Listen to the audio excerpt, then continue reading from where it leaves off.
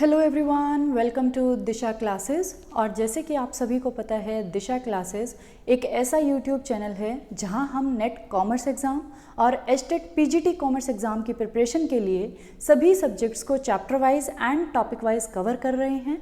इन दोनों ही एग्ज़ाम्स की प्रिपरेशन के लिए दिशा क्लासेस पर हमने 11th क्लास का अकाउंट्स और side by side marketing subject को स्टार्ट कर रखा है।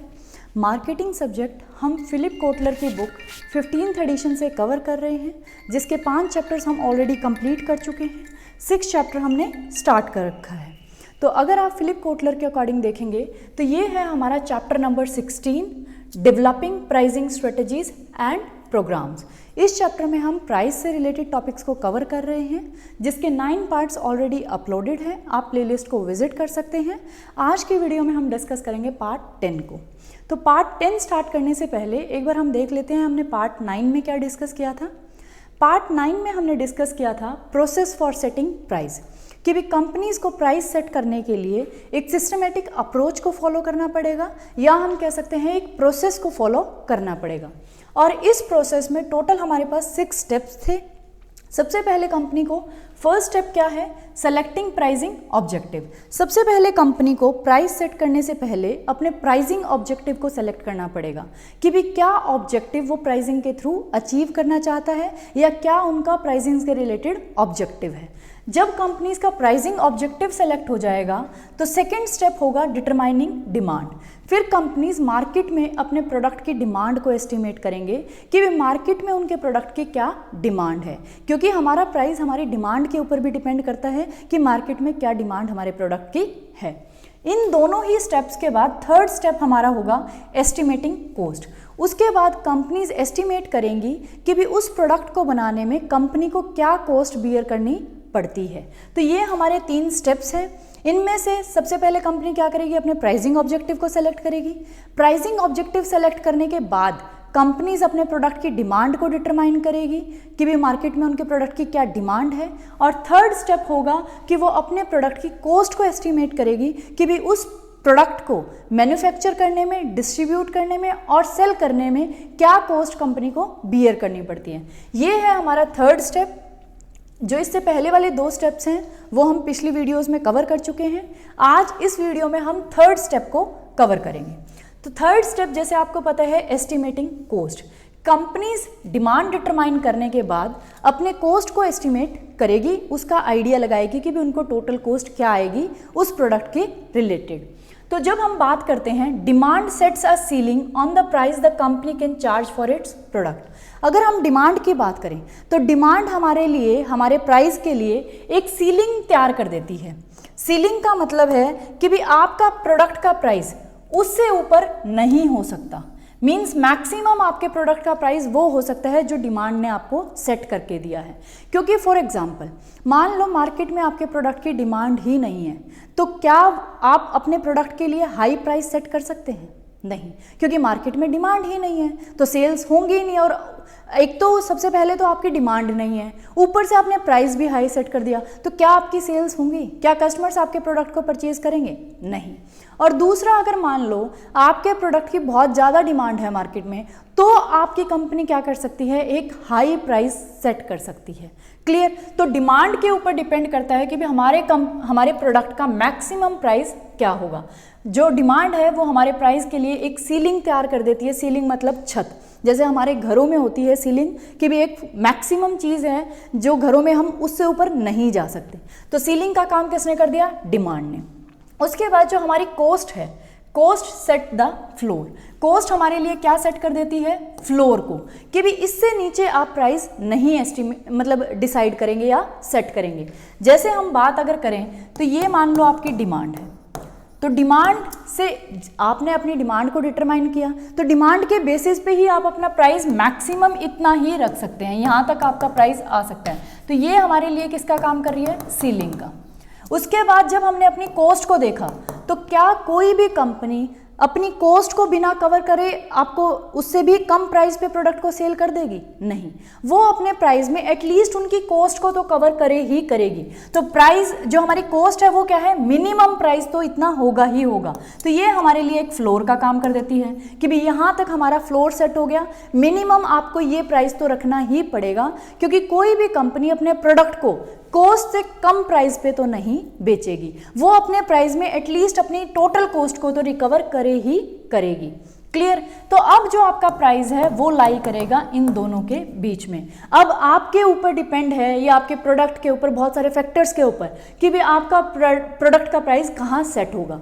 हो सकता है अगर डिमांड भी अच्छी ना हो, आपका प्रोडक्ट भी अच्छा ना हो, या बहुत सारे फैक्टर्स हैं, तो आपको जो प्राइस रखना पड़े वो बिल्कुल इक्वल टू कॉस्ट रखना पड़े। मार्केट में बहुत ज़्यादा कंपटीशन हो सकता है, तो आपको कॉस्ट के बराबर रखना हो सकता है, या फिर आप क्या करें, कॉस्ट से थोड़ा सा ऊपर रख दें, या कॉस्ट और डिमांड के बीच में जो मिडल लेवल है वहाँ रख दें, या फिर अगर डिमांड बहुत अच्छी है और आपका कोई कॉम्पिटिटर भी नहीं है तो आप अपना प्राइस डिमांड के अकॉर्डिंग हाई भी सेट कर सकते हैं। तो आपका जो प्राइस लाई करेगा वो हमारा लाई करेगा डिमांड और कॉस्ट के बीच में, सीलिंग और फ्लोर के बीच में। क्लियर? कंपनी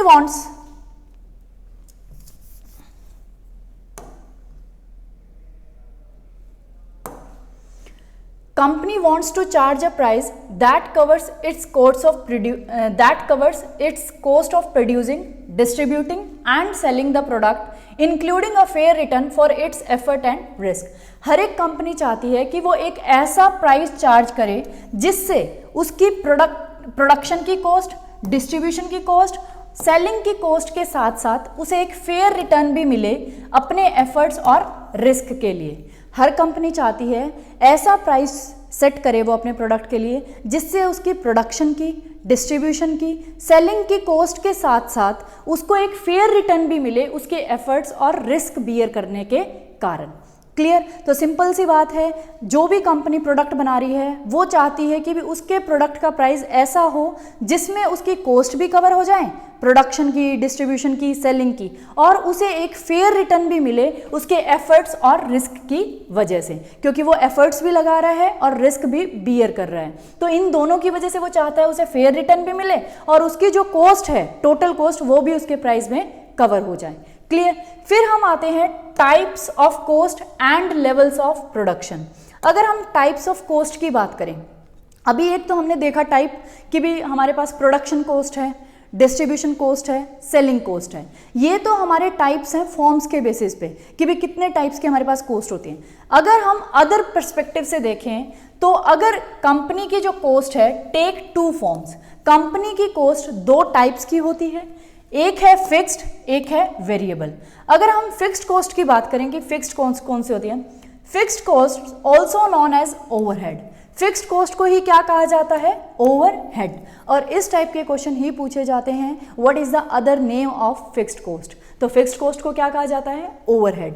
अगर हम फिक्स्ड कॉस्ट की बात करें, fixed cost are cost that do not vary with the production level और सेल्स रिवेन्यू। ये कह रहा है फिक्स्ड कॉस्ट वो कॉस्ट होती है जो आपके प्रोडक्शन के लेवल के साथ और आपकी सेल्स के रिवेन्यू के साथ चेंज नहीं होगी। मींस आपकी प्रोडक्शन का लेवल, मान लो आपका प्लांट है, उस प्लांट की जो कैपेसिटी है वो 1000 यूनिट्स की है। अब आपके प्रोडक्शन के लेवल्स हो सकते हैं कि भी आप उसमें सिर्फ 100 यूनिट्स प्रोड्यूस कर रहे हो सकता है आप 500 यूनिट्स प्रोड्यूस कर रहे हो, या फिर हो सकता है आप 1000 यूनिट्स प्रोड्यूस कर रहे हो। तो ये आपके डिफरेंट प्रोडक्शन के लेवल्स हैं जो आप अपनी डिमांड वगैरह को देख के चेंज करते रहते हैं। अगर डिमांड नहीं है तो हो सकता है आप 100 यूनिट्स भी बना रहे हो, और डिमांड है तो हो सकता है आप 1000 यूनिट्स भी बना रहे हो, फुल कैपेसिटी का यूटिलाइजेशन कर रहे हो। तो जो आपके अलग अलग प्रोडक्शन के लेवल्स हैं, इनके साथ वो चेंज नहीं होगी। ऐसी कॉस्ट को हम बोलते हैं, या फिर आपके क्या प्रोडक्शन का लेवल है या फिर क्या सेल्स का वॉल्यूम है, सेल्स भी आपकी कितनी मर्जी हो वो चेंज नहीं होगी प्रोडक्शन लेवल और सेल्स वॉल्यूम के साथ। उस कॉस्ट को हम बोलते हैं फिक्स्ड कॉस्ट या ओवरहेड। इनका एग्जांपल देखते हैं। A company must pay bills each month for rent. आपकी कंपनी के लिए आपको एक रेंट पे करना है। अगर आप प्रोडक्शन 100 यूनिट्स कर रहे हैं तो भी आपको उतना ही रेंट पे करना है कंपनी के लिए। अगर आप 1000 यूनिट्स प्रोड्यूस कर रहे हैं तो भी आपको रेंट सेम ही पे करना है। जैसे सैलरीज है हमारी, सैलरी भी वही पे करनी है, बेशक आप प्रोडक्शन कम करें, बेशक आप प्रोडक्शन ज़्यादा करें, या फिर आपकी सेल्स कम हो या फिर आपकी सेल्स ज़्यादा हो। तो जो ये ऐसे ऐसे हमारे टाइप्स हैं, या फिर हम कह सकते हैं इंटरेस्ट, और जो भी आउटपुट से उनका कोई लेना देना नहीं है कि भी आपका आउटपुट प्रोडक्शन लेवल क्या है या आपकी सेल्स क्या है। तो ऐसी ऐसी कॉस्ट को हम कहते हैं फिक्स्ड कॉस्ट। अगर सिंपल लैंग्वेज में बात करें, फिक्स्ड कॉस्ट या हम कहें ओवरहेड, वो कॉस्ट होती हैं जो प्रोडक्शन लेवल और सेल्स रिवेन्यू के साथ, उसके लेवल के साथ चेंज नहीं होती, वो फिक्स्ड रहती है। कंपनी को वो उसी अमाउंट में पे करनी पड़ती हैं, वो प्रोडक्शन के लेवल और सेल्स रिवेन्यू के लेवल के साथ चेंज नहीं होती। फॉर एग्जांपल, आपकी कंपनी का रेंट है, वो भी आप कितना भी प्रोडक्शन करो वो आपको सेम ही पे करना है। सैलरीज हैं, इंटरेस्ट है, वो आपका क्या रहेगा, फिक्स्ड। अब आ जाते हैं हम वेरिएबल कॉस्ट पे। वेरिएबल कॉस्ट कौन सी होगी? Variable cost very directly with the level of production. Variable cost उन कॉस्ट को कहा जाएगा जो लेवल ऑफ प्रोडक्शन के साथ चेंज होगी। अगर आप, जब हमने बात करी कि भी आप 100 यूनिट्स बना रहे हैं तो आपकी वेरिएबल कॉस्ट कुछ आएगी, लेकिन जैसे ही आपने यूनिट्स बढ़ा दी, 1000 यूनिट्स बनानी शुरू कर दी, तो आपकी वेरिएबल कॉस्ट क्या हो जाएगी, चेंज। तो ऐसी कॉस्ट जो आपके प्रोडक्शन के लेवल के साथ चेंज हो, उसे हम बोलते हैं वेरिएबल कॉस्ट। फिक्स्ड कॉस्ट कैसी थी? जो हमारे ना तो लेवल ऑफ प्रोडक्शन और ना सेल्स रिवेन्यू के साथ चेंज हो रही थी। लेकिन वेरिएबल कॉस्ट ऐसी कॉस्ट है जो हमारे प्रोडक्शन के लेवल के साथ चेंज होगी। जैसे फॉर एग्जांपल, एक टैबलेट बनाने के लिए, टैबलेट कंप्यूटर जो होता है, सैमसंग को उसके लिए जो कॉस्ट ऑफ प्लास्टिक है, ग्लास यूज होता है, उसमें माइक्रो प्रोसेसर चिप्स यूज होती हैं, और अदर इलेक्ट्रॉनिक्स और पैकेजिंग जो भी है, these cost tend to be constant per unit produce. ये कह रहा है ये जो ऐसी कॉस्ट हैं, क्योंकि जब कोई भी सैमसंग, यहाँ इन्होंने एग्जांपल लिया है सैमसंग का, सैमसंग जब एक टैबलेट कंप्यूटर बना रहा है तो उस कंप्यूटर में वो माइक्रो प्रोसेसर चिप्स भी यूज कर रहा है, ग्लास को भी यूज कर रहा है, प्लास्टिक को भी यूज कर रहा है, या हम अदर इलेक्ट्रॉनिक्स की बात करें तो बहुत सारी चीजें उस टैबलेट को बनाने में यूज हो रही हैं। तो इन जो सारी चीजों का प्राइस है वो पर यूनिट जो प्रोड्यूस होगी वो तो कांस्टेंट है। मींस जब आप माइक्रो प्रोसेसर चिप डालेंगे तो ये मान लो 100 रुपए की है, ठीक है, तो जब आपने ये एक टैबलेट बनाया तो इसमें भी 100 रुपए की चिप लगी, 10 रुपए का गिलास लगा, 10 रुपए का प्लास्टिक लगा, तो प्रोडक्ट पर यूनिट तो जो हमारा इसका कॉस्ट रहेगी वो क्या रहेगी, 120। जब आप दूसरा टैबलेट बनाएंगे उसमें भी 100 रुपए की चिप लगेगी, 10 रुपए का ग्लास, 10 रुपए का प्लास्टिक। तो ये जो वेरिएबल कॉस्ट है, मतलब पर यूनिट जो प्रोड्यूस होगी उसके लिए तो कांस्टेंट रहेगी, आप कितनी भी प्रोड्यूस कर लें यूनिट्स। अब आप तीसरा टैबलेट बनाएंगे तो भी ये 120 रहेगी, अगर आप फोर्थ बनाएंगे तो भी ये क्या रहेगी, 120। But they are called variable because their total varies with the number of units produced। लेकिन इनका टोटल पर यूनिट तो ये क्या है, कांस्टेंट। आपने एक टैबलेट बनाया, उसमें जो ये मटेरियल हमने यूज किया, इनकी कॉस्ट क्या है, फिक्स्ड। तो पर यूनिट जो कॉस्ट आएगी वेरिएबल कॉस्ट, वो क्या हमारी क्या रहेगी, फिक्स्ड। लेकिन जब आप इसका टोटल करेंगे तो टोटल में यूनिट्स जो आपकी प्रोड्यूस हुई हैं उनके साथ इसका अमाउंट क्या करेगा, चेंज होता रहेगा। अब जैसे हम लेते हैं, आपने मान लो इसी एग्जांपल में हम लें, आपने 10 यूनिट्स बनाई, 10 यूनिट्स जब मैंने बनाई तो मेरी टोटल वेरिएबल कॉस्ट कितनी आएगी, एक में मेरी 120 आ रही थी तो 10 में कितनी आएगी, 1200 रुपये। ये मेरी टोटल वेरिएबल कॉस्ट हो गई। अब जब मैंने 100 यूनिट्स बनाई, अब मेरी वेरिएबल कॉस्ट क्या आएगी, 100 यूनिट्स के साथ जब 120 एक की थी तो 100 की कितनी हो जाएगी, 12,000। तो इसे हम बोलते हैं वेरिएबल कॉस्ट, क्योंकि ये लेवल ऑफ प्रोडक्शन के साथ क्या हो रही है, चेंज।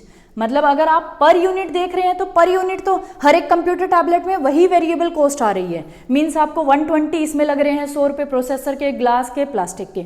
दूसरा जब टैबलेट बना रहे हैं उसमें भी 120 का खर्चा आ रहा है, तीसरे में भी, तो पर यूनिट तो क्या आएगा, सेम। लेकिन जब आप टोटल वेरिएबल कॉस्ट निकालेंगे तो वो हमारी वेरी करती है कि भी आपका लेवल ऑफ प्रोडक्शन क्या है।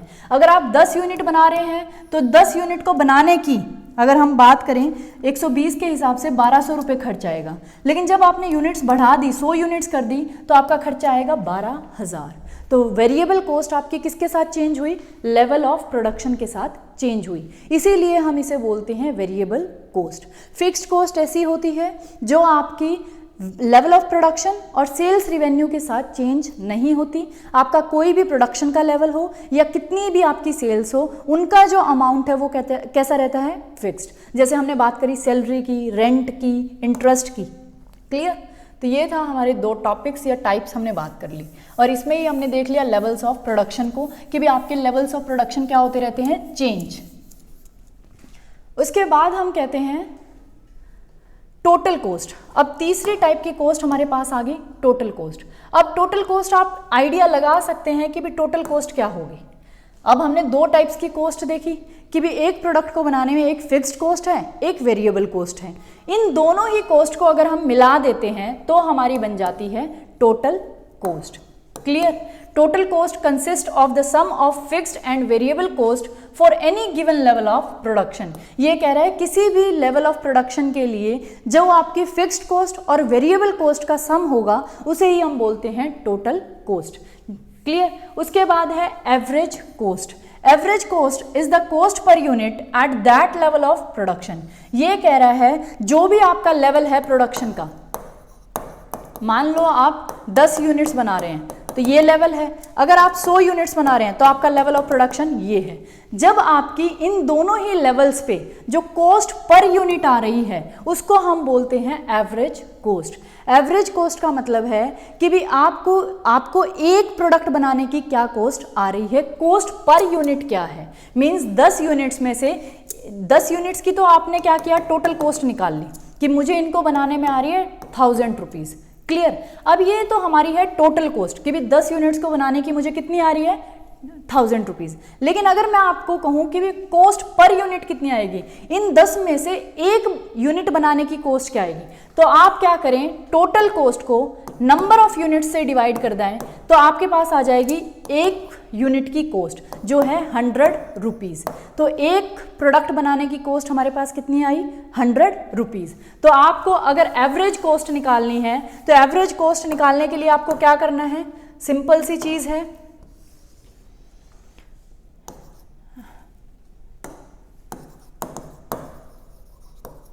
Average cost. एवरेज कॉस्ट निकालने के लिए हमें क्या करना है, टोटल जो आपकी कॉस्ट है, और टोटल कॉस्ट किससे मिलके बनती है, फिक्स्ड प्लस वेरिएबल। इन दोनों से मिलने के बाद जो भी आपकी नंबर ऑफ यूनिट्स प्रोड्यूस हुई हैं इस कॉस्ट के थ्रू, मतलब आपको जितनी भी यूनिट्स आपने प्रोड्यूस करी हैं और उनको बनाने में जो ये टोटल कॉस्ट आई है उसको हम डिवाइड करेंगे नंबर ऑफ यूनिट्स प्रोड्यूस कि भी आपने कितनी प्रोड्यूस करी हैं।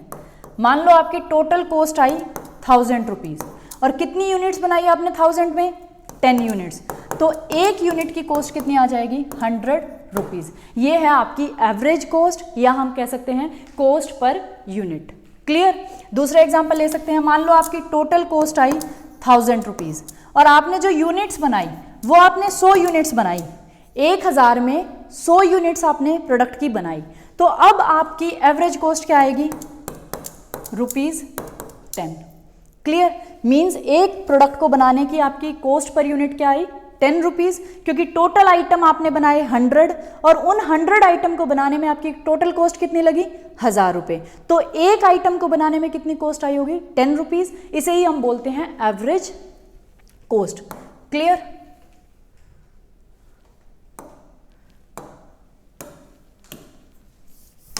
अब एवरेज कॉस्ट की अगर हम बात कर रहे हैं, management wants to charge a price that will at least cover the total production cost at a given level of production. और मैनेजमेंट हमेशा चाहती है कि वो अपने प्रोडक्ट के लिए एक ऐसा प्राइस चार्ज करे जिससे एटलीस्ट उसकी कॉस्ट जो टोटल प्रोडक्शन कॉस्ट है वो तो एटलीस्ट कवर हो ही जाए। और टोटल प्रोडक्शन कॉस्ट का मतलब है कि भी उसकी फिक्स्ड कॉस्ट और वेरिएबल कॉस्ट तो एटलीस्ट उसके प्राइस से कवर हो जाए। क्लियर है? उसके बाद हम नेक्स्ट पॉइंट पे आते हैं। नेक्स्ट पॉइंट हमारा है, आप इनके पॉइंट्स बना सकते हैं, पैराग्राफ की फॉर्म में हैं, लेकिन उसमें मेरे को बहुत ज़्यादा टाइम वेस्ट होता है अगर मैं यहाँ पूरा लिखती हूँ, इसलिए मैंने ये मेथड ऑप्ट किया है। लेकिन आप जब भी नोट डाउन करें तो इनके पॉइंट्स बना लें। क्लियर? पॉइंट से समझना ईजी हो जाता है, जैसे मैंने पिछली वीडियोज़ में किया है। To price intelligently, management needs to know how its cost vary with different levels of production. Management को ये समझना जरूरी है कि भी उसकी cost different levels of production पे कैसे चेंज होती है, क्योंकि अभी हमने बात करी कि जो आपकी टोटल कोस्ट आएगी, मान लो अब आप 100 यूनिट्स बना रहे हो तो कॉस्ट अलग आएगी टोटल कॉस्ट, लेकिन अगर आप 1000 यूनिट्स बनाएंगे तो क्या आपकी कॉस्ट सेम आएगी? तो आपकी कॉस्ट क्या होगी? चेंज होगी। तो मैनेजमेंट को ये ज़रूरी है समझना कि वो ये देखें डिफरेंट लेवल्स ऑफ प्रोडक्शन पे उसकी कॉस्ट कैसे चेंज हो रही है।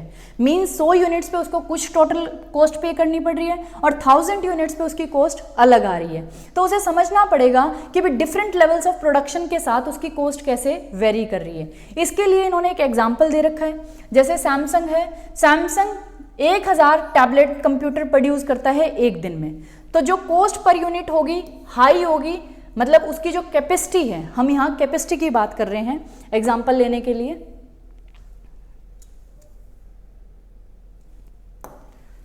ये देखिए हमने एग्जांपल लिया है सैमसंग का। सैमसंग की जो कैपेसिटी है वो 1000 यूनिट्स की है, ये तो होगी कैपेसिटी। अब अगर हम बात करें 1000 यूनिट्स की कैपेसिटी के साथ, the cost per unit is high if few units are produced per day. ये कह रहा है जो आपकी पर यूनिट कॉस्ट आएगी वो हाई आएगी अगर आप कुछ टैबलेट्स प्रोड्यूस करेंगे। अब पूरे 1000 यूनिट्स तो आप प्रोड्यूस नहीं कर रहे, आप क्या कर रहे हैं, इसमें से सिर्फ हम लगा लें 80 यूनिट्स प्रोड्यूस कर रहे हैं, तो आपकी कॉस्ट पर यूनिट कैसी आएगी? हाई आएगी। As production approaches 1000 units per day, the average cost falls because the fixed costs are spread over more units. क्योंकि अब क्या हो रहा था, टोटल कॉस्ट आप 1000 यूनिट्स की आपकी कैपेसिटी है, आप उनमें से सिर्फ फ्यू यूनिट्स बना रहे हैं, मीन्स आप 80 यूनिट्स बना रहे हैं। जब आप 80 यूनिट्स बना रहे हैं तो आपकी जो फिक्स्ड कॉस्ट है वो सारी किनको चार्ज करनी पड़ेगी, किनको बियर करनी पड़ेगी? इन 80 यूनिट्स को। तो आपकी जो पर यूनिट कॉस्ट आएगी वो कैसी आएगी? हाई। क्योंकि अब जो आपकी टोटल कॉस्ट आएगी, हम तो क्या करते हैं, टोटल कॉस्ट को नंबर ऑफ यूनिट से डिवाइड कर देते हैं, तभी हमारी पर यूनिट कॉस्ट आती है। तो अब जो भी टोटल कॉस्ट आई वो कितनी यूनिट्स को बियर करनी पड़ रही है? 80 यूनिट्स को। और अगर हम 80 यूनिट्स के बजाय 1000 यूनिट्स प्रोड्यूस करें तो जो हमारी टोटल कॉस्ट आएगी वो अब किसको बियर करनी पड़ रही है? 1000 यूनिट्स को। तो ऑब्वियसली हमारी जो पर यूनिट कॉस्ट आएगी वो कैसी आएगी? लो। क्लियर? तो इसमें इन्होंने यही कहा है कि भी एक सैमसंग है, उसकी जो बिल्ट फिक्स्ड साइड प्लांट की कैपेसिटी है वो है 1000 टैबलेट कंप्यूटर्स बनाने की। अगर वो फ्यू कंप्यूटर्स बनाते हैं, जैसे हमने एग्जांपल लिया 80, तो उनकी जो कॉस्ट आएगी वो कैसी आएगी? हाई। लेकिन अगर वो 1000 यूनिट्स पर डे बनाने लगे तो उनकी एवरेज कॉस्ट कम हो जाएगी, क्योंकि जो उनकी टोटल कॉस्ट थी, या हम कह सकते हैं फिक्स्ड कॉस्ट थी, वो कितनी यूनिट्स पे चली गई? 1000 यूनिट्स पे उनकी कॉस्ट चली गई। क्लियर? उसके बाद short run average cost increase after 1000 units. लेकिन अगर आप 1000 यूनिट्स के बाद भी प्रोडक्शन करेंगे, उसके बाद भी लेवल को इंक्रीज करेंगे, तो आपकी short run average cost increase होगी। क्यों इंक्रीज होगी? आपका प्लांट इनएफिशिएंट बन जाएगा, क्योंकि आपकी कैपेसिटी कितनी थी? 1000 यूनिट्स की, लेकिन आप कितना प्रोड्यूस कर रहे हैं? 1000 से ज़्यादा। तो आपकी जो शॉर्ट रन एवरेज कॉस्ट है, यहाँ तो एवरेज कॉस्ट क्या होगी थी? लो।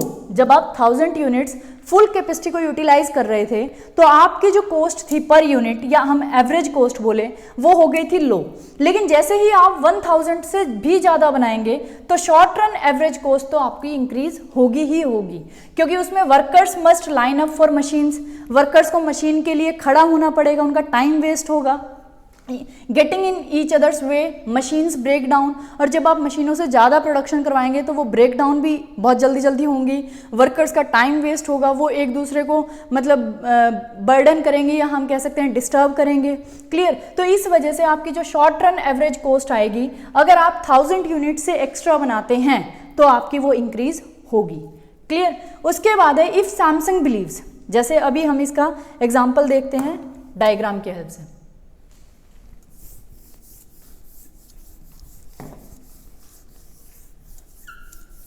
ये देखिए, अगर आप 1000 यूनिट्स बनाते हैं यहाँ, तो आपकी जो ये शॉर्ट रन की एवरेज कॉस्ट है, पर यूनिट कॉस्ट है, अगर आप 1000 यूनिट की कैपेसिटी में से सिर्फ हम कह सकते हैं 100 यूनिट्स बनाते हैं, तो ये देखो आपकी कॉस्ट कहाँ है, यहाँ आपकी कॉस्ट है, ये आप क्वांटिटी प्रोड्यूस कर रहे हैं तो हाई है। लेकिन जैसे ही आप बढ़ते रहेंगे, मान लो आपने 500 यूनिट बनानी शुरू करी तो कॉस्ट घटनी शुरू होगी, क्योंकि अब 500 यूनिट्स को टोटल कॉस्ट बियर करनी है, या जो आपकी फिक्स्ड कॉस्ट है वो अब किसको बियर करनी है, 500 यूनिट्स को, और पहले वही फिक्स्ड कॉस्ट बियर करनी पड़ रही थी 100 यूनिट्स को, तो ऑब्वियसली वो ज़्यादा होगी। फिर उसके बाद जैसे ही आप 1000 यूनिट्स पे पहुंच जाएंगे तो यहाँ आपकी मिनिमम है, क्योंकि अब जो आपकी फिक्स्ड कॉस्ट है वो बियर करनी है 1000 यूनिट्स को, तो 1000 यूनिट्स के तो बहुत छोटी छोटी, वो हम कह सकते हैं कम बांटे आएगी हमारी फिक्स्ड कॉस्ट, इसलिए हमारे यहाँ सबसे कम है जो हमारी कैपेसिटी है। क्लियर। अब हम देखते हैं कि भी हमने बात कर ली 2 लेवल्स की, कि आपकी कैपेसिटी थी 1000 यूनिट्स की, लेकिन उस 1000 यूनिट्स में से आपने कितनी प्रोड्यूस करी, अगर आप कम प्रोड्यूस कर रहे हैं, 100 कर रहे हैं, 500 कर रहे हैं, तो आपकी जो प्रोडक्शन मतलब हम या एवरेज कॉस्ट आएगी, पर यूनिट कॉस्ट आएगी, वो कैसे आएगी, ज़्यादा। लेकिन जैसे ही आप अपनी फुल कैपेसिटी का यूटिलाइजेशन करेंगे, 1000 यूनिट्स को प्रोड्यूस करेंगे, तो आपकी जो एवरेज कॉस्ट है वो कैसी आएगी, लो, जो अभी हमने डायग्राम की हेल्प से देख भी ली। उसके बाद if Samsung beliefs it can sell 2000 units per day, अगर सैमसंग को लगता है कि भी, क्योंकि अभी हमने देखा कि 1000 से अगर हम एक्स्ट्रा प्रोड्यूस करने की सोचेंगे तो उस केस में हमारी जो शॉर्ट रन कॉस्ट है, शॉर्ट रन एवरेज कॉस्ट है, वो क्या हो जाएगी, इंक्रीज। इसमें भी आप देख सकते हैं जैसे ही आप 1000 से आगे जाना शुरू करेंगे, क्योंकि प्लांट की कैपेसिटी तो वही 1000 है, लेकिन मान लो आपने 1200 बनाई तो देखो कॉस्ट दोबारा इंक्रीज होने लगी। आपने मान लो 1500 बनाई तो ये देखो कॉस्ट यहाँ तक आ गई, तो दोबारा जो डिक्रीज हुई थी वो इंक्रीज होना स्टार्ट हो जाएगी शॉर्ट रन में, क्योंकि आपके वर्कर्स का काम क्या हो जाएगा, पजल हो जाएगा, वो एक दूसरे को डिस्टर्ब करेंगे, उनको लाइन में वेट करना पड़ेगा मशीन्स के लिए, या मशीन्स खराब होना जल्दी स्टार्ट हो जाएंगे क्योंकि आप प्रोडक्शन ज़्यादा कर रहे हैं। क्लियर। अब अगर मैनेजमेंट को लगता है कि भी वो 2000 यूनिट सेल कर सकते हैं, it should consider building a larger plant. अब उन्हें क्या करना चाहिए, उसी 1000 यूनिट पे प्रोड्यूस करने की बजाय, क्योंकि वो तो उनकी कॉस्ट को अब बढ़ा रहा था, जैसे जैसे आपने 1200 यूनिट करी या 1500 करी, जैसे जैसे आप 1000 से बियॉन्ड करते जाएंगे तो शॉर्ट रन एवरेज कॉस्ट या पर यूनिट कॉस्ट आपकी बढ़ती रहेगी। इसलिए अगर आपको लगता है कि भी आप ज़्यादा सेल कर सकते हैं 2000 यूनिट्स, तो सैमसंग को क्या करना चाहिए, एक लार्ज प्लांट लगा लेना चाहिए। The plant will use more efficient machinery and work arrangements, and the unit cost of producing 2000 per tablets per day will be lower than the unit cost of producing 1000 per day. अब ये कह रहा है तो हमें क्या करना चाहिए, अगर हमें लगता है या सैमसंग वालों को लगता है कि वो 2000 यूनिट्स सेल कर सकते हैं, तो उन्हें एक नया प्लांट लगा लेना चाहिए, उसी प्लांट से काम नहीं चलाना चाहिए, क्योंकि वहाँ तो सिर्फ 1000 यूनिट्स बनाएंगे तो आपकी कॉस्ट कम आएगी। अगर 1000 से आप इंक्रीज करेंगे तो वही शॉर्ट रन कॉस्ट आपकी क्या हो जाएगी, इंक्रीज, तो वहां तो फायदा है नहीं। तो आपको एक नया प्लांट बनाना चाहिए जिसमें इफिशिएंट मशीनरी हो, अच्छे से वर्क अरेंजमेंट्स हो, जिसकी वजह से जो अब आपकी 2000 यूनिट्स की कॉस्ट आएगी वो किससे भी कम होगी, 1000 पर डे वाली से भी कम होगी, क्योंकि ये तो हम जानते ही है जैसे जैसे प्रोडक्शन इंक्रीज होगी तो हमारी जो एवरेज कॉस्ट आती है वो क्या होती रहती है, डिक्रीज। क्योंकि अब क्या है, जो आपकी फिक्स्ड कॉस्ट है वो कितनी यूनिट्स को बियर करनी है, 2000, तो इनके बाटे तो बहुत कम आएगी। तो जो आप 1000 में आपकी लो कॉस्ट आ रही थी वो अब 2000 यूनिट्स में तो और भी कम आनी शुरू हो जाएगी। This is shown in the long run average cost curve in figure 16.2। अब हम देख लेते हैं 16.2 में क्या दिखा रखा है। ये देखिए आप, इसमें आपको साफ साफ दिखेगा, अगर आप 1000 यूनिट्स बना रहे हैं तो जैसे ये गिरा, ये शॉर्ट रन एवरेज कॉस्ट बना दी हमने, तो इसका मिनिमम ये था 1000 पे, क्योंकि 1000 पे आके तो मिनिमम हो ही जाएगा। अगर 1000 से कम बनाएंगे, क्योंकि कैपेसिटी आपकी कितनी है 1000 यूनिट्स की, तो अगर आप 1000 से कम बनाएंगे, मान लो मैंने 500 बनाई, तो ये देखो कॉस्ट यहाँ है 500 पे, 1000 पे क्या आ गई, मिनिमम। लेकिन मैंने क्या किया, इसको हमने 1 नेम दे दिया, शॉर्ट रन एवरेज कॉस्ट। लेकिन मैंने क्या किया, अपने प्रोडक्शन के लिए 2000 यूनिट्स का प्लांट नया लगा दिया। अब 2000 यूनिट्स के लिए अगर मैं 2000 को पूरा यूज ना करूं, सिर्फ 1000 से ऊपर 1300 तक लेके जाऊं, तो ये देखो मेरी कॉस्ट हाई है इससे। लेकिन जैसे ही मैं पूरा 2000 का यूटिलाइजेशन करूंगी तो मेरी कॉस्ट क्या आ गई, और भी कम। फिर आप देखें कि आपको और लगता है कि भी नहीं मेरी डिमांड बहुत ज़्यादा है मार्केट में, तो आप 3000 यूनिट्स का प्लांट सेट कर लो। अब हमने एक नया प्लांट और लगा लिया, तो आप देखें अगर आप 2000 से और 3000 के बीच में करेंगे, मान लो 2500, तो ये 2500 तो कॉस्ट क्या होगी 2000 से हाई चली गई। लेकिन जैसे ही आप उसका फुलर यूटिलाइजेशन करेंगे 3000 वाली पे, तो ये देखो ये कम आ गई। तो आप देख रहे हैं ये घटती जा रही है जैसे जैसे प्रोडक्शन हो रहा है। लेकिन अब अगर आप 3000 के भी बियॉन्ड जाने की सोचेंगे, आप सोच रहे हैं कि मैं 4000 का एक और प्लांट लगा दूं, तो 4000 का जब आप नया प्लांट लगाएंगे तो ये देखो उसकी जो कॉस्ट आएगी ना वो इनसे ऊपर है, क्योंकि एक लेवल के बाद आपका जो स्केल ऑफ इकोनॉमीज है उसकी डिसएडवांटेजेस शुरू हो जाएंगी। एक लेवल तक तो आपको स्केल ऑफ इकोनॉमीज की एडवांटेजेस मिलती हैं, लेकिन एक लेवल के बाद इकोनॉमीज ऑफ स्केल की आपको डिसएडवांटेज मिलनी शुरू हो जाएगी। तो 3000 के बाद जब आप प्रोड्यूस करेंगे तो वो हाई जाएगा, ये देखो ये कॉस्ट हाई होगी। तो लॉन्ग रन में देखें तो अगर हम इससे आइडिया लगाएं कि भी हमारे जो डिफरेंट लेवल्स ऑफ प्रोडक्शन हैं, ये हमारे क्या हैं डिफरेंट लेवल्स ऑफ प्रोडक्शन। आपने 1000 यूनिट बना के देखी, 2000 यूनिट बना के देखी, 3000 यूनिट बना के देखी, 4000, in different levels of production पे जो हमारी कॉस्ट है वो डिफरेंट आती है। तो इसलिए मैनेजमेंट को समझना जरूरी है कि भी डिफरेंट लेवल्स ऑफ प्रोडक्शन पे उसकी कॉस्ट क्या आती है। यही बात हमने इसमें पढ़ी थी। To price intelligently management needs to know how it cost vary with different levels of production. Different levels of production के साथ उसकी कॉस्ट कैसे चेंज हो रही है ये अंडरस्टैंड करना, ये जानना मैनेजमेंट के लिए ज़रूरी है अगर उसको अपने प्रोडक्ट का प्राइस अच्छे से सेट करना है। क्योंकि उसे यहाँ से पता चल जाएगा कि जब तक वो 3000 यूनिट्स बना रहा है तब तक तो उसकी कॉस्ट क्या है लो आ रही है, सबसे लोवेस्ट है। लेकिन जैसे ही उसने उससे ऊपर बनानी शुरू कर दी 4000, तो उसकी कॉस्ट दोबारा से बढ़नी शुरू हो गई। इसलिए मैनेजमेंट के लिए ज़रूरी है कि डिफरेंट लेवल्स ऑफ प्रोडक्शन पे अपनी कॉस्ट को जानना कि भी उसकी कॉस्ट क्या आती है। Clear?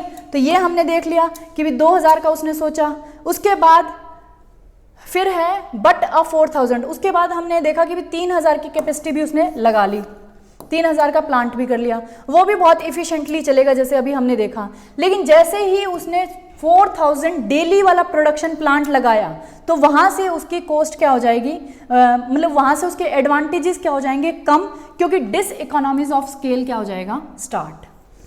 Because of increasing diseconomies of scale there are too many workers to manage. क्योंकि जैसे ही आप 4000 वाली यूनिट्स के लेवल पे जाएंगे आपकी कॉस्ट क्यों इंक्रीज होगी, बहुत सारे वर्कर्स हो जाएंगे, बहुत सारा पेपर वर्क हो जाएगा, स्लोज थिंग्स डाउन, और उसकी वजह से आपकी जो चीज़ें हैं वो स्लो डाउन हो जाएंगी और आपकी कॉस्ट हाई हो जाएगी। तो इसलिए हमारी फिगर ने दिखाया कि जो आपका 3000 पर डेली का जो प्रोडक्शन प्लांट है वो ऑप्टिमल साइज है if demand is strong enough to support this levels of production. अगर सैमसंग को लगता है कि भी उसकी डिमांड अच्छी है तो उसके लिए इन तीनों लेवल्स ऑफ प्रोडक्शन में से 3000 यूनिट डेली वाला जो प्रोडक्शन है लेवल है वो क्या है ऑप्टिमाइज है, वो बेस्ट लेवल है। क्योंकि जैसे ही वो 4000 डेली प्रोडक्शन लेवल पे पहुंचेगा तो उसकी कॉस्ट इंक्रीजिंग डिसइकोनॉमीज ऑफ स्केल की वजह से कॉस्ट इंक्रीज होनी शुरू हो जाएगी, क्योंकि बहुत सारे वर्कर्स हो जाएंगे, उनको मैनेज करना बहुत डिफिकल्ट है, बहुत ज़्यादा पेपर वर्क बढ़ जाएगा जिससे चीज़ें स्लो डाउन हो जाएंगी, कॉस्ट इंक्रीज हो जाएंगी। तो इसलिए मैनेजमेंट को ज़रूरी है डिफरेंट लेवल्स ऑफ प्रोडक्शन पे अपनी कॉस्ट को एस्टिमेट करे, जाने कि भी उसकी डिफरेंट लेवल्स ऑफ प्रोडक्शन पे क्या कॉस्ट आएगी। क्लियर? तो इसमें हमने क्या किया है, सबसे पहले देखा है कि जो एक प्रोडक्ट की डिमांड होती है वो उसके लिए सीलिंग प्राइस सेट करती है कि भी इससे ऊपर उसका प्राइस नहीं सेट होगा, और जो कॉस्ट होती है वो उसके लिए एक मिनिमम प्राइस सेट करती है कि भी इससे नीचे उस प्रोडक्ट का प्राइस नहीं सेट होगा। फिर हमने देखा टाइप्स ऑफ कॉस्ट को, दो टाइप्स की हमारे पास कॉस्ट थी, fixed cost and variable cost. Fixed cost जो किसी भी प्रोडक्शन लेवल पे या सेल्स रिवेन्यू के लेवल पे चेंज नहीं होती, जैसे सैलरीज, रेंट। वेरिएबल कॉस्ट होती है जो प्रोडक्शन के लेवल के साथ साथ क्या होती रहती है, चेंज। प्रोडक्शन का लेवल जब चेंज होता है तो आपकी टोटल वेरिएबल कॉस्ट भी चेंज होती है। क्लियर? फिर हमने देखा टोटल कॉस्ट क्या होती है, वेरिएबल कॉस्ट और फिक्स्ड कॉस्ट को मिला के हमारी बनती है टोटल कॉस्ट। और टोटल कॉस्ट को जब आप यूनिट से डिवाइड करते हैं कि भी उस टोटल कॉस्ट में आपने कितनी यूनिट्स बनाई हैं प्रोडक्ट की, उससे डिवाइड करते हैं तो आपकी पर यूनिट कॉस्ट या जिसे हम बोलते हैं एवरेज कॉस्ट वो निकल के आ जाती है। और उसके बाद हमने देखा कि मैनेजमेंट को ये समझना ज़रूरी है कि भी डिफरेंट लेवल्स ऑफ प्रोडक्शन पे उसकी क्या क्या कॉस्ट आती है। इसका हमने एग्जांपल लिया सैमसंग का कि भी सैमसंग ने सबसे पहले क्या किया, 1000 यूनिट्स प्रोड्यूस करने वाला एक प्लांट लगाया। उसे लगा कि भी नहीं, मेरी जो प्रोडक्शन है वो 1000 से ज़्यादा होनी चाहिए। जैसे ही उसने 1000 से ज़्यादा करी तो उसकी कॉस्ट इंक्रीज़ हुई, क्योंकि शॉर्ट रन जो हमारी एवरेज कॉस्ट है पर यूनिट कॉस्ट है वो इंक्रीज़ हुई, क्योंकि वहाँ वर्कर्स को जो मशीन्स हैं उन पे टाइम नहीं मिल रहा था, उनको लाइन में खड़ा होना पड़ रहा था, या फिर वो एक दूसरे को डिस्टर्ब कर रहे थे, या हम कह सकते हैं कि भी मशीन्स का ब्रेक डाउन बहुत जल्दी जल्दी हो रहा था, क्योंकि कैपेसिटी थी 1000 की, आपने प्रोडक्शन इंक्रीज़ कर दी। इसलिए उन्होंने सोचा हम 2000 यूनिट्स का प्लांट लगाते हैं। जब उन्होंने 2000 यूनिट्स का बनाया तो कॉस्ट और भी कम आ गई, क्योंकि इतना आप बना रहे थे, तो अब आपकी जो फिक्स्ड कॉस्ट थी वो 2000 यूनिट्स में डिवाइड हो रही थी, तो हर एक यूनिट के बहुत कम कम बांटे आ रही थी। फिर हमने सोचा कि भी नहीं, इससे ज़्यादा करते हैं, 3000 यूनिट्स का हमने प्लांट लगा दिया। उसके लिए हमने क्या देखा कि भी और भी प्रोडक्शन की जो हमारी एवरेज कॉस्ट है या पर यूनिट कॉस्ट है वो और भी डिक्रीज हो गई, क्योंकि अब हमारे पास मोर इफिशिएंट वर्कर्स आ गई, मशीन्स आ गई, या प्रोडक्शन की लेवल बढ़ गया तो और भी कॉस्ट कम हो गई इकोनॉमीज ऑफ स्केल की वजह से। लेकिन जैसे ही आपने इस लेवल से 4000 के लेवल की प्रोडक्शन स्टार्ट करी तो आपकी जो कॉस्ट थी वो इंक्रीज होना शुरू हो गई, क्योंकि अब वर्कर्स का बर्डन बढ़ गया, वर्कर्स का नंबर बढ़ गया और पेपर वर्क भी बढ़ गया, जिसकी वजह से चीज़ें स्लो डाउन होने लगी, तो कॉस्ट दोबारा बढ़ने लगी। तो यहाँ से हमें पता चला कि सैमसंग के लिए जो ये 3000 यूनिट्स पर डे डेली वाला जो लेवल है प्रोडक्शन का, ये कैसा है, ऑप्टिमम। क्लियर? तो ये हमने देखा।